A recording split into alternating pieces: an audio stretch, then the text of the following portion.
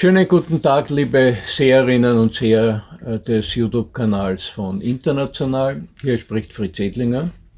Wir wollen uns heute mit einem aktuellen Thema im Zusammenhang mit der Nahostpolitik und mit der Situation in Israel und in Palästina befassen.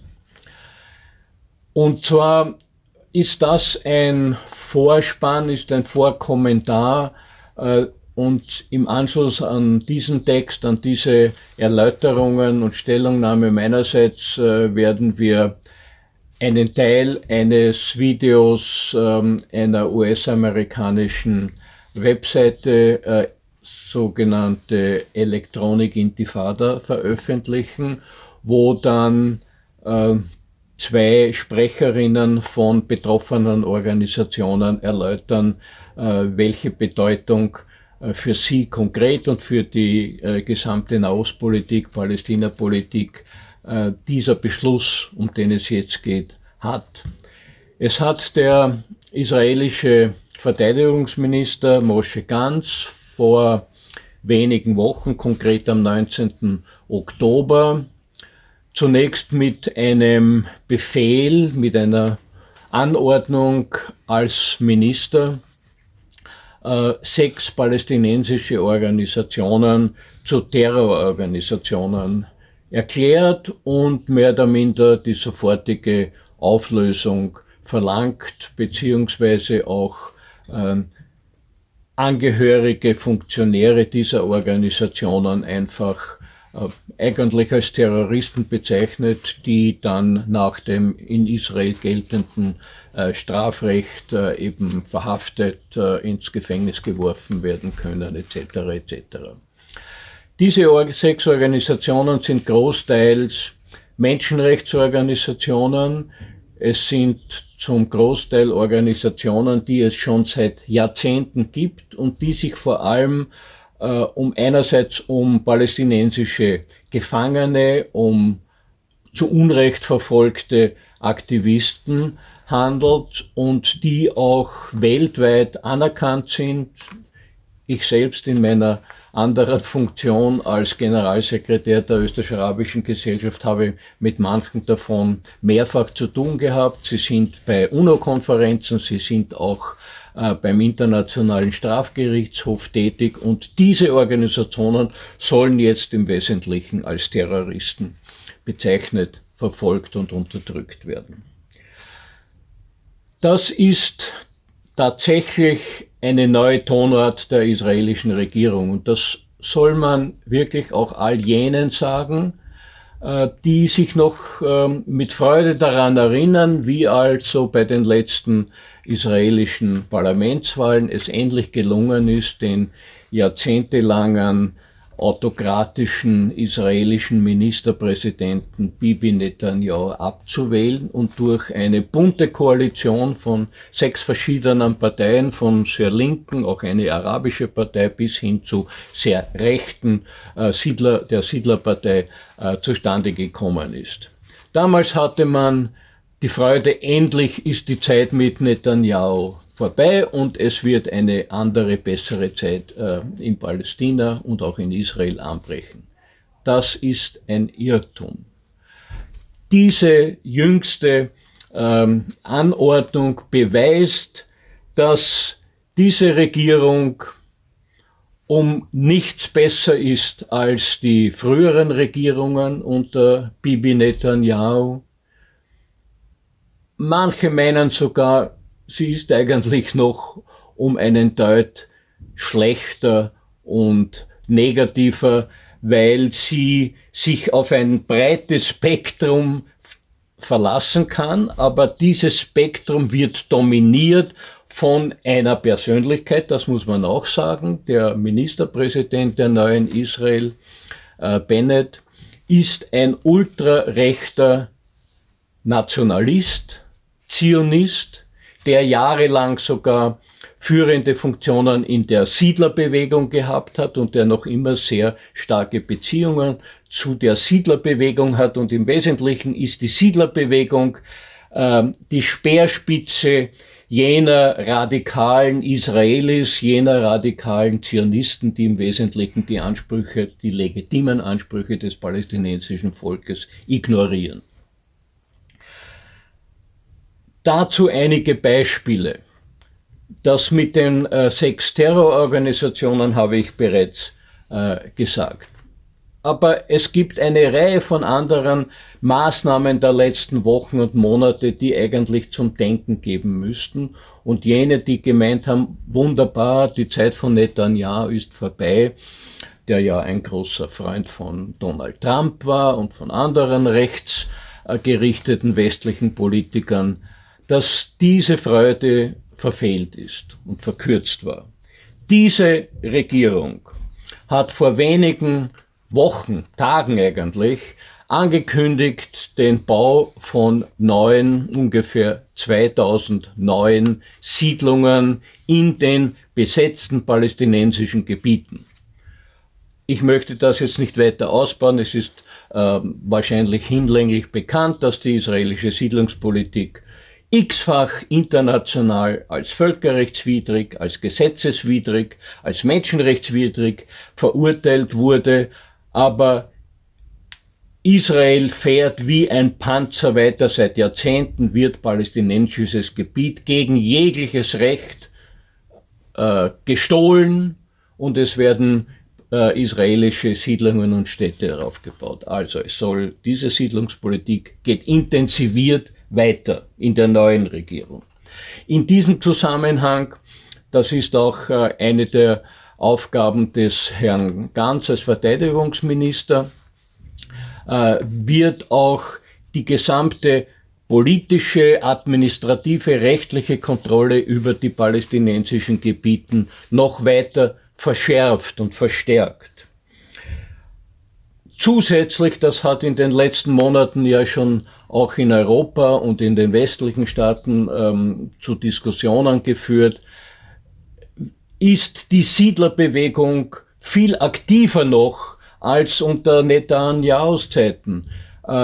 Die spektakulärste und bedenklichste und auch menschenrechtlich und rechtlich fragwürdigste Geschichte ist die Ausweitung der Siedler in Jerusalem, in Ost-Jerusalem. Wir haben darüber ohne dies auch hier schon berichtet, die Frage der palästinensischen Häuser und Wohnungen in Ost-Jerusalem. Vor allem geht es hier um einen Bezirk in Ost-Jerusalem, Sheikh Jarrah, wo seit vielen Jahren Siedler versuchen, palästinensische Familien zu vertreiben, ihre Häuser zu stehlen de facto.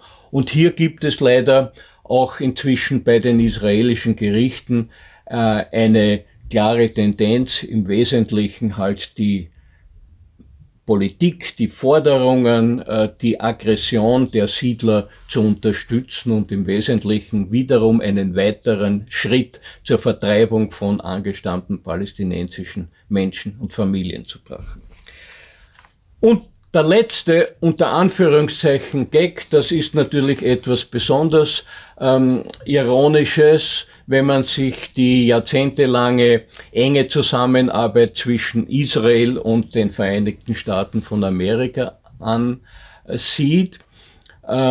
Es hat die israelische Regierung vor kurzem der US-Regierung eine Absage erteilt.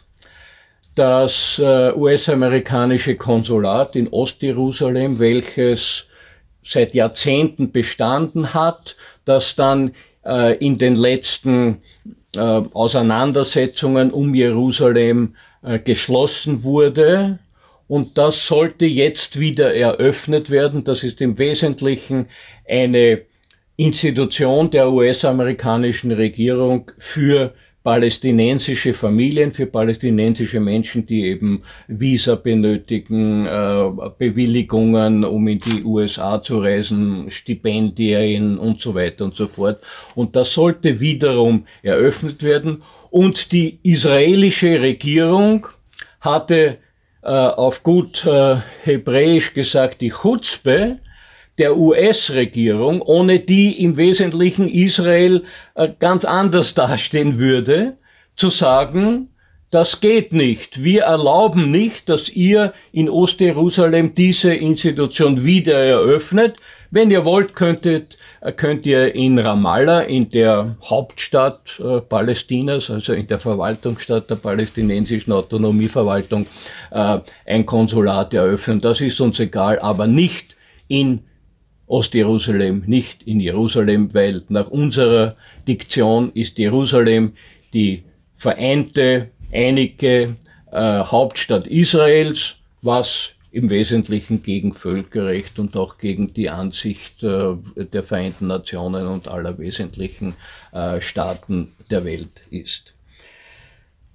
Das ist die momentane Situation, und in dieser Situation ist diese Anordnung mit der Terrorerklärung dieser 6 palästinensischen NGOs natürlich eine ganz signifikante Tatsache, und es ist tatsächlich meines Erachtens nach, und nicht nur meines Erachtens nach, ein weiterer Schritt zur Radikalisierung der israelischen Politik gegenüber den Palästinensern. Es ist nicht nur ein Angriff auf 6 Organisationen, die international anerkannt sind, sondern es ist auch, und das darf man nicht unterschätzen, es ist auch ein gezielter Angriff auf die palästinensische Gesellschaft, auf die palästinensische Zivilgesellschaft. Es wird jetzt auch im Zusammenhang mit verschiedensten anderen internationalen Problemen immer wiederum betont, wie wichtig die Zivilgesellschaft ist. Man möchte, dass also über die Regierungen hinaus Menschen, betroffene Menschen sich organisieren und selbst ihre Rechte in ihre Hände nehmen. Und das ist genau gegen diese Tendenz. Die israelische Regierung möchte nicht, und sie bekämpft das ganz massiv, dass es in Palästina eine lebendige, eine demokratische Basisbewegung gibt von Menschen, die selbst ihre Rechte in Anspruch nehmen wollen. Das ist eine Angelegenheit, die gerade bei uns in Europa und in den westlichen Staaten betrachtet und beachtet werden sollte, weil das hat große grundsätzliche politische Bedeutung. Und in diesem Zusammenhang ist es also notwendig, dass auch zu dieser konkreten Anordnung mit den Terrororganisationen eine klare, unzweideutige Stellungnahme, nämlich eine Verurteilung, ausgesprochen wird. In diesem Zusammenhang gibt es bereits eine erste Stellungnahme, die man publizieren sollte, weil sie auch von einer äußerst kompetenten Stelle kommt. Die UN, Michelle Bachelet, sie ist in der UN High Commissioner for Human Rights, also die zuständige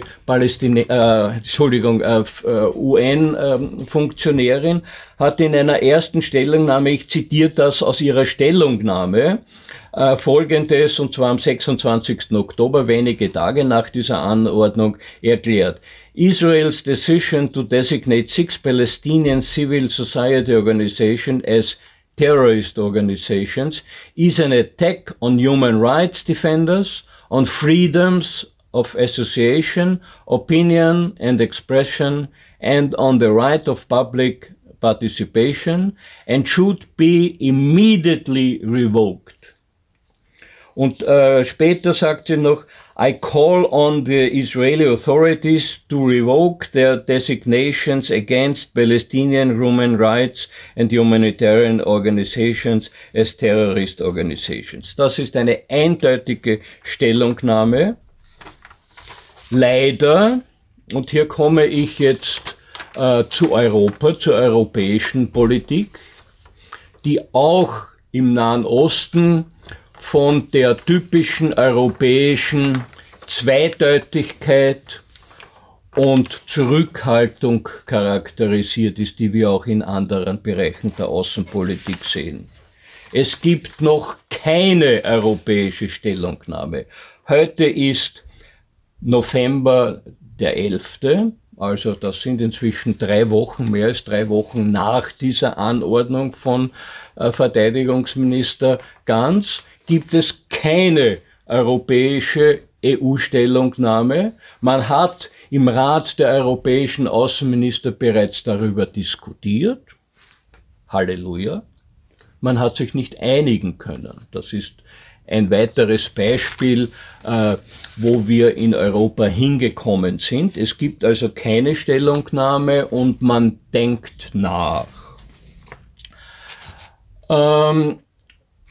Die beiden Länder, die wir auch mit diesem Video vor allem ansprechen wollen, nachdem unsere gemeinsame Muttersprache Deutsch ist, nämlich Österreich und Deutschland, haben ebenfalls noch keine Stellungnahmen abgegeben. Es hätte ja zum Beispiel ein Regierungschef, Deutschlands Chefin, ein Außenminister sich dazu äußern können. Es gibt das nicht. In Österreich ist es so, dass das österreichische Außenministerium, Österreich ist im Unterschied zu den meisten anderen europäischen Staaten ja bekanntlich ein immerwährend neutraler Staat, hätte also in bestimmten Bereichen der internationalen Beziehungen auch das Recht, aufgrund seiner eigenen Verfassung hier Stellung zu nehmen. Die österreichische Bundesregierung verweist auf eine irgendwann einmal kommende europäische Stellungnahme und entschlägt sich einer eigenen Meinung.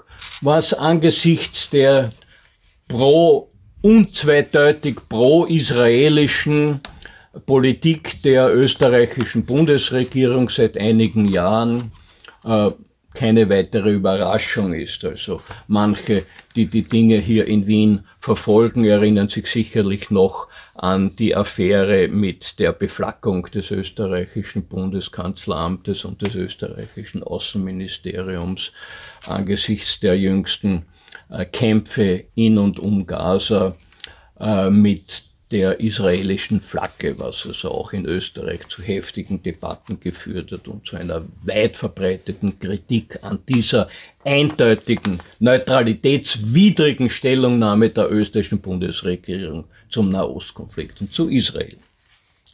In Deutschland ist es nicht anders. Als Österreicher beobachten wir immer wiederum die deutschen Stellungnahmen zum Nahostkonflikt und zum israelisch-palästinensischen Konflikt. Und Deutschland hat hier eine ganz besonders ausgeklügelte Formulierung, nämlich es gehört in Deutschland zur Staatsräson, was immer man darunter sich jetzt vorstellen möchte, aber das ist das Wording. Zur deutschen Staatsräson gehört es, Israel und die israelische Politik zu unterstützen. Man ist zwar irgendwo nicht gegen eine mögliche Zwei-Staaten-Lösung beim Konflikt zwischen den Israelis und den Zionisten und den Palästinensern, aber das kommt unter ferner Liefen. On top steht die Staatsräson. Wir stehen auf der Seite Israels und auf Seiten der israelischen Politik. Insofern ist es schon spannend, jetzt zu diskutieren, ob die österreichische oder die deutsche Israel-Politik mehr pro-israelisch ist oder nicht. Aufgrund dieser österreichisch-deutschen europäischen Einstellung kann man in Wirklichkeit Europa nicht davon freisprechen, an der jahrzehntelangen Malaise und Ungelöstheit des Nahostkonfliktes wesentlich mitschuldig zu sein. Es ist einfach nicht genug, dass man sich an irgendwelche UNO-Resolutionen, die zum Teil Jahrzehnte zurückliegen, die aber keine praktische Auswirkung gehabt haben, bezieht. Es ist nicht genug, dass man sagt, ja, wir sind dafür, dass die Palästinenser ihr Völkerrecht und ihr Menschenrecht bekommen und ihren eigenen Staat. Das ist ein Beschluss der UNO aus den 40er Jahren des vorigen Jahrhunderts. Das ist einfach nicht genug, wenn man auf der anderen Seite ständig, jeden Tag, jede Woche Beweise hat, dass die Politik der israelischen Regierungen, und jetzt sage ich bewusst Regierungen, denn diese Regierungen sind ganz egal, ob sie einen rechten, einen sogenannten linken Ministerpräsidenten in Israel hatten oder gehabt haben ein eindeutiges Ziel, nämlich eine Zwei-Staaten-Lösung im Sinne eines tatsächlich lebensfähigen, unabhängigen palästinensischen Staates zu verhindern. Das weiß inzwischen das kleinste Kind in der Welt, das sich irgendwie nur mit dem Konflikt befasst. Und hier reicht es einfach nicht, das Übliche, um Greta Thunberg von der letzten Klimakonferenz zu zitieren, da reicht einfach nicht mehr das übliche Bla bla bla. Hier müssen konkrete Stellungnahmen, die aber auch konkrete Maßnahmen vorsehen, kommen. Alles andere ist in Wirklichkeit eine Verhöhnung der zigtausenden, zehntausenden Opfer dieser Politik, die durch Israel, durch die israelischen Regierungen, durch die Siedlungspolitik, durch die Apartheid-Politik Israels zustande gekommen sind. In diesem Sinne möchte ich auf das anschließende Video verweisen. Ich wollte das aber noch auch mit Kommentaren aus europäischer, aus österreichischer, ein bisschen auch aus deutscher Sicht ergänzen, denn es ist ernster, es ist dramatischer, diese Dinge weiterhin einfach so auf die leichte Schulter zu nehmen. Es zerstört unsere eigene politische Glaubwürdigkeit und es zerstört die letzte Hoffnung für Betroffene der israelischen Menschenrechts- oder menschenrechtswidrigen Apartheid-Politik auf eine Lösung. In diesem Sinn bitte ich etwas um Verzeihung, dass ich in manchen meiner Äußerungen vielleicht etwas emotional geworden bin, aber jene, die mich kennen, wissen, ich habe mit dem Nahen Osten seit über 50 Jahren zu tun, und wenn man das seit so langer Zeit miterlebt, was sich dort alles abgespielt hat, dann kann man manchmal eine wissenschaftliche Coolness nicht beibehalten. Es geht hier wirklich um Menschenrecht, es geht hier um Leben und Tod, und das ist keine Übertreibung. In diesem Sinn herzlichen Dank für die Aufmerksamkeit. Studieren Sie die Stellungnahmen im anschließenden Video und hoffen wir, dass wir vielleicht auch in Europa dadurch einen kleinen Beitrag dazu leisten, dass manche unserer schlafenden Ministerpräsidenten, Außenminister irgendwann endlich einmal aufwachen und zu einer konkreten Politik kommen. Herzlichen Dank und bis auf bald.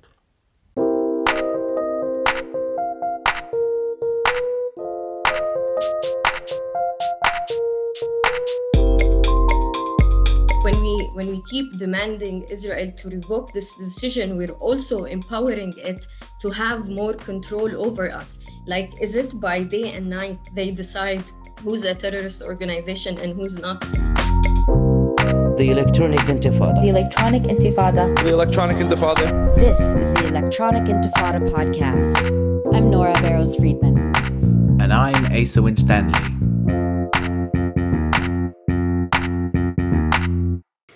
Welcome back to the Electronic Intifada podcast. Israel's designation of 6 major Palestinian rights groups as, quote, terrorist organizations on October 22nd has elicited an immediate and strong response from human rights defenders. Dozens of human rights organizations in Israel jointly condemned the move, which was announced by Israeli Defense Minister Benny Gantz as a, quote, act of cowardice that is, quote, characteristic of repressive authoritarian regimes. They called on the international community to, quote, oppose this decision unequivocally. The human rights groups Al-Haq, Defense for Children International Palestine, Adamir, the Union of Palestinian Women's Committees, the Union of Agricultural Work Committees, and the Bisan Center for Research and Development have cooperated closely with the International Criminal Court in its war crimes probe in the West Bank and Gaza. UN special rapporteurs have warned that the Israeli designation would effectively ban the work of the human rights groups. It provides a pretext for Israel to arrest their staff, close their offices, and seize their property. As the Electronic Intifada has reported, Israel has long sought to defame and sabotage the work of Palestinian human rights groups seeking to end Israeli impunity, while senior Israeli figures and lobby groups baselessly accuse these groups of, quote, weaponizing the ICC against the US and Israel. Today, we're speaking with representatives of two of the 6 Palestinian human rights groups, Asil Al-Bajeh, legal researcher and advocacy officer at Al-Haq, and Milena Ansari, international advocacy officer at Addameer. Asil and Milena, thank you so much for being with us on the Electronic Intifada podcast. Thank you for hosting us. Of course. Asil, let's begin with you. Much of the work that Al-Haq does centers around documenting Israeli war crimes and trying to hold Israel to account. Tell us about that work and give us a sense of what this designation by Benny Gantz aims to do to your organization. Absolutely. So we've actually been operating in the occupied Palestinian territory since 42 years now. And since the 70s, the organization has been documenting and monitoring the human rights situation, as well as documentation to do advocacy work in various ways, including at the International Criminal Court, as you mentioned, but also at the United Nations level with the special procedures at the Human Rights Council, and with policymakers to try to push that Israel ends its illegal apartheid regime and military occupation against the Palestinian people. In terms of what does this designation mean to us as Al-Haq, but also as the Palestinian civil society and human rights defenders, and also as the Palestinian people as a whole, because this represents an escalated attack within institutionalized and ongoing efforts to silence any effort seeking to challenge Israel's crimes and violations against the Palestinian people.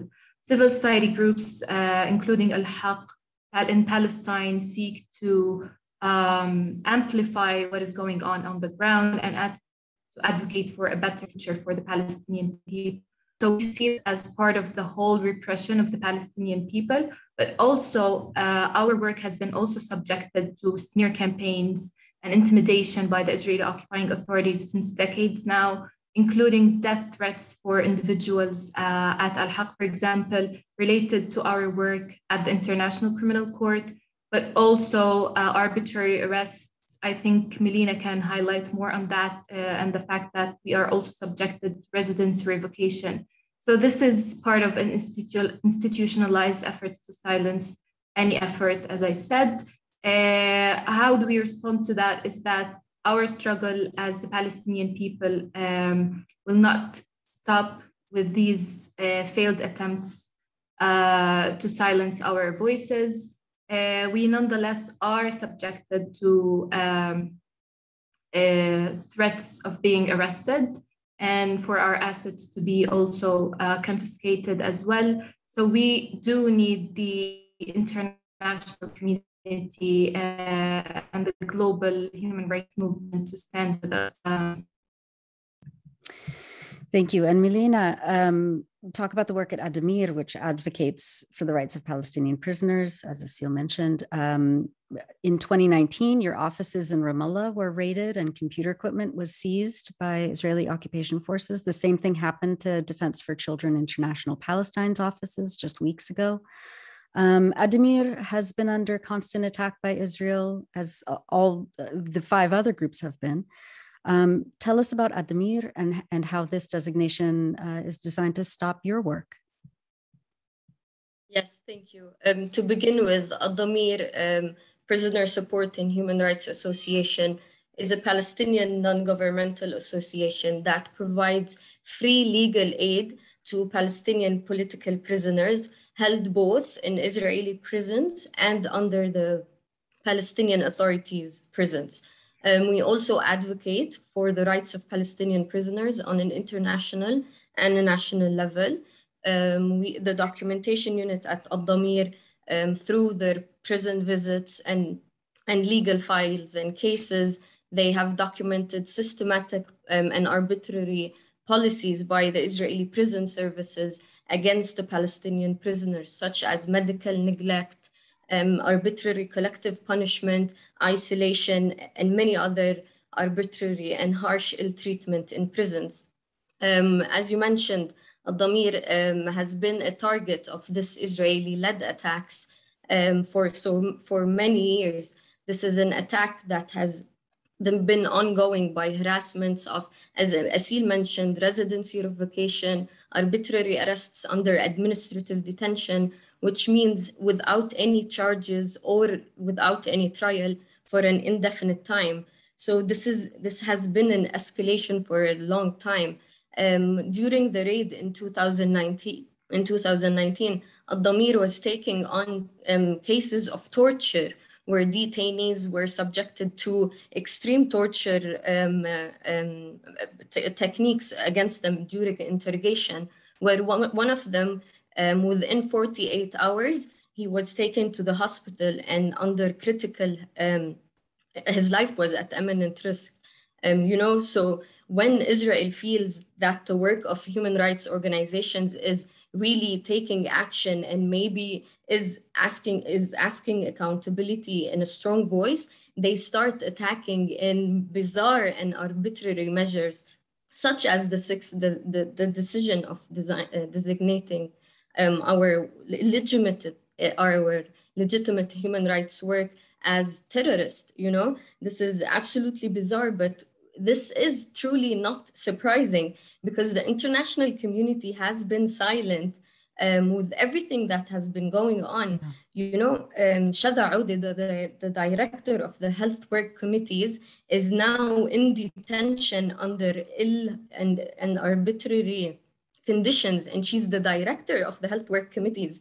And the world stayed silent when she was arbitrarily arrested, just because Israel decided that the health work committees is an unlawful organization and they get to completely shut down legitimate Palestinian providing public services to vulnerable communities.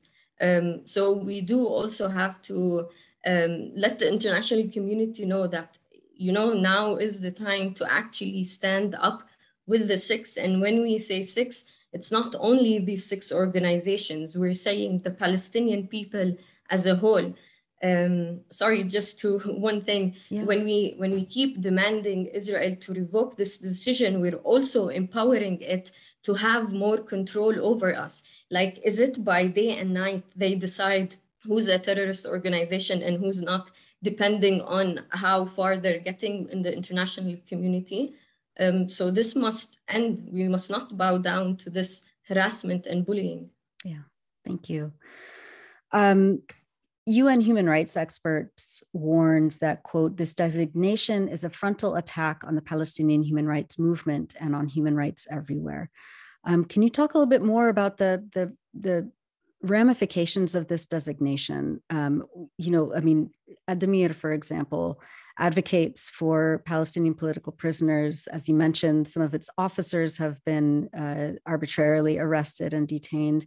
At this point, does a designation like this leave, you and Asil and members and staff of these organizations vulnerable to arrest and administrative detention at this point? What are you? What could happen? What are you expecting?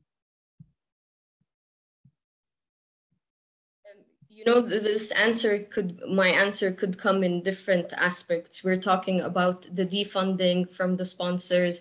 We're talking about isolating the work of Palestinian civil society organizations from the global community. We're talking about the international community questioning the credibility or not. This is why we see the public statements as motivation, that this part of a threat is not really happening on ground. But what I mean to say, but the defunding of sponsors and organizations that have always supported the work of the Palestinian civil society organizations, like Damir, for instance, this was not following the decision, but 2 weeks before, one of our core donors did not renew the contract for additional sponsors due to political pressures, as they clearly stated. So, you know, sometimes international organizations do bow to these false accusations, and other times they publish statements where they say there are no bases, there are no substantial evidence. Regarding all that, we still stand, and we do know that this is legitimate human rights work. So, you know, arbitrary arrests are definitely an imminent risk at all employees, even the directors. This is not something that is bizarre by the Israeli occupation. As I mentioned, Shada Aoude is in prison still, and she's a 61-year-old woman. So no one is exempt from the threats that are happening. Yeah, Asil, what's your response to that? Yeah, adding to what Melina said, I think there's the individual level of how these designation, what the consequences are, but there's also the collective kind of impact on our work. And as Melina said, I just like to highlight that also these designations come under Israel's domestic law that is illegally applied into the occupied territory. And this law is basically vague in its definitions, and it can apply basically from 5 to 25 years of prison terms to the staff of our organizations. So this is on an individual level of how this will impact us. But I think also on the symbolic nature of our work as well. So for example, we do also kind of collective work, joint work together as organization. Melina and myself we're actually been working on advocating for the rights of Palestinians in Beta in Nablus, which since May, they have been protesting an unlawful settlement that was placed on their land illegally. And since then, what the Israeli occupying authorities have done is killing the protesters, the civilians, and injuring the civilians. There are now 7 Palestinians killed in Beta only since May. And Damir, for example, has been also documenting the arrests in this area where dozens have been illegally and arbitrarily arrested as well. So this is the kind of work we do. And unfortunately, the Israeli authorities have distracted us from the work that we do. Instead of us now advocating for this is just an example, of course, the Beta case, but instead of us working to advocate for the protection of the rights of people in Beta, we are now countering and trying to protect ourselves as well from this arbitrary and unlawful designation. Yeah, that's part of it, right? I mean, that's it. It's how Israel lobby groups here in the U.S. and North America, they go after human rights defenders. They try and tie up their time and resources and finances in court and legal proceedings in order to get them to stop the work that they're doing. Can you? There was a diplomatic briefing on Wednesday by representatives of the 6 groups calling for immediate intervention to defend Palestinian human rights organizations and staff. And as I mentioned, Raja Shahade, the founder of Al-Haq, said recently the fact that Al-Haq and other rights groups have supplied evidence of war crimes by Benny Gantz himself to the International Criminal Court is a very probable reason Gantz made this declaration.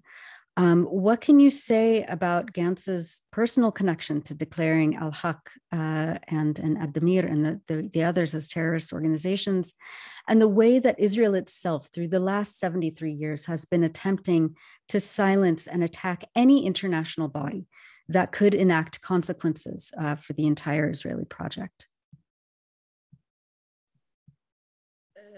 Yes, there is absolutely a connection between the decision and the advocacy on an international level, especially the International Criminal Court.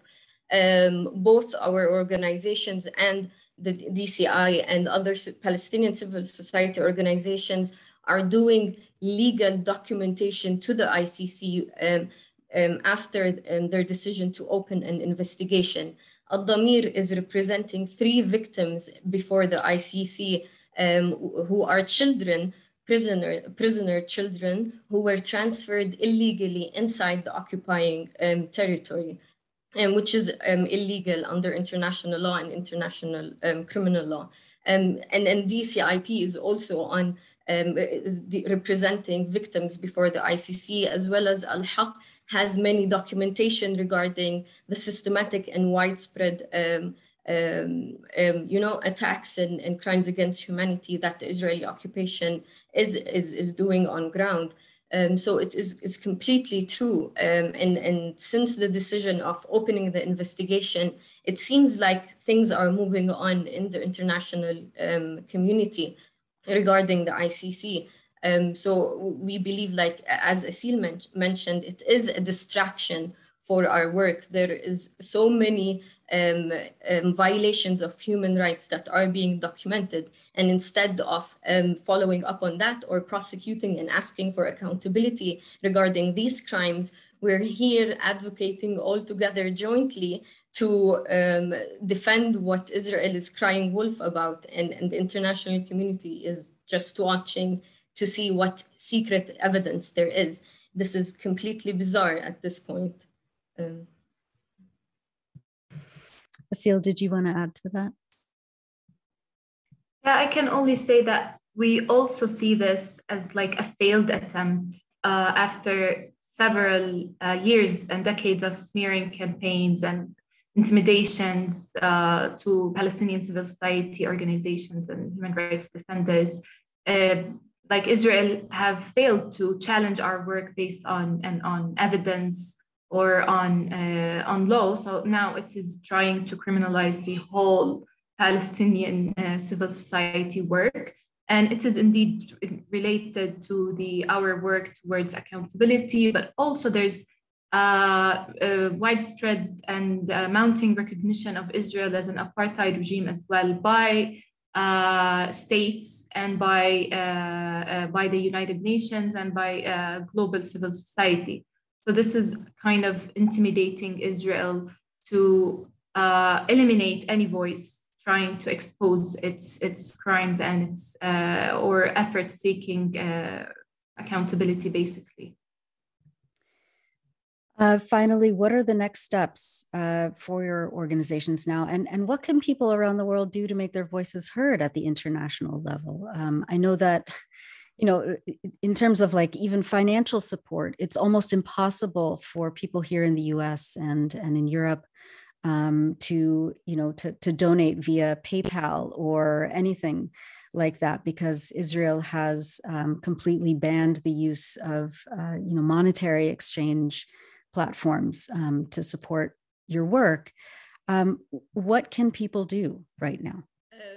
Mobilize, take action, and most importantly, I'm not trying to advertise or whatnot. You need to follow the sources, which are the 6 organizations.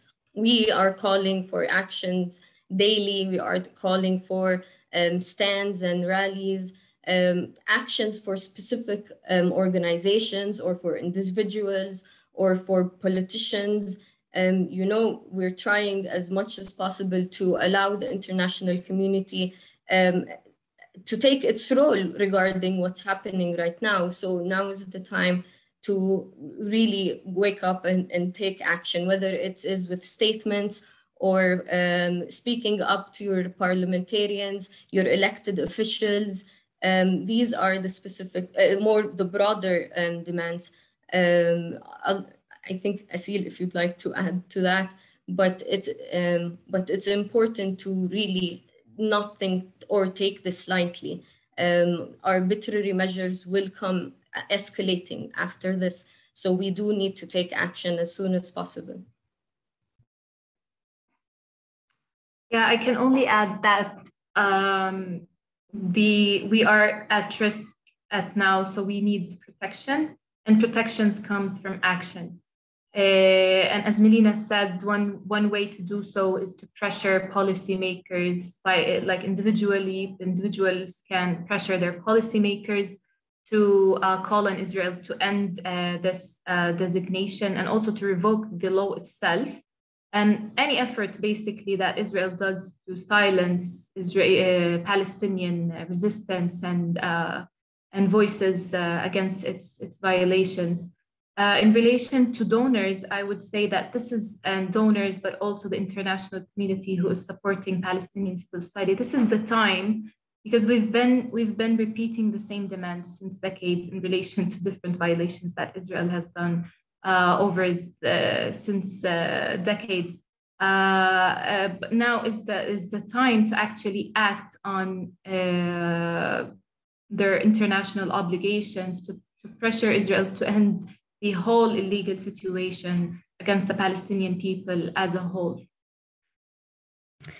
Asil Abaje from Al-Haq and Milena Ansari from Ad-Damir, thank you so much for all the work that you both do and the work of your colleagues. We will have links up on the Electronic Intifada blog post that accompanies this podcast, so people can check out more of your work and learn more about your organization and how you're fighting back and fighting for the rights of Palestinians. Thank you both so much, and please be safe. We'll check back with you soon.